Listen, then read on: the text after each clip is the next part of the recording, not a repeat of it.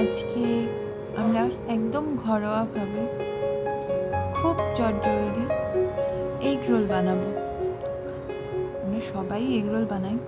তো দেখো, প্রথমে আমি ডিমটা ফেটিয়ে নিচ্ছি। এখানে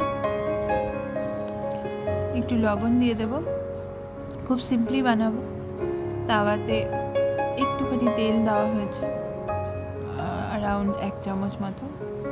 ডিমটা ভালোভাবে ফেটিয়ে তাওয়ার তেলটা গরম হলে ডিমটা আমরা একটুখানি ঢেলে দিচ্ছি।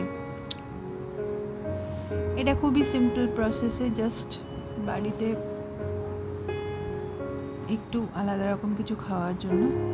তো এবারে আমরা ডিমটা দেওয়ার পরে তার উপরে খুব পাতলাভাবে বানানো একটা রুটি দিলাম।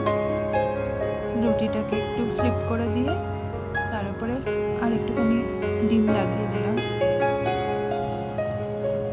এই ডিমটাকে একটু খুন্তি দিয়ে ফ্লিপ করে দিলে এটা আর ফুলে উঠবে না রুটিটাকে।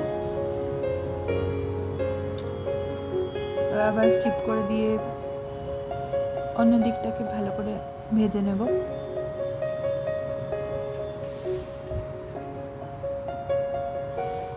একটু ভালো করে ভেজে নিতে হবে, ডিমটা যাতে পুরোটা ফ্রাই হয়ে যায়।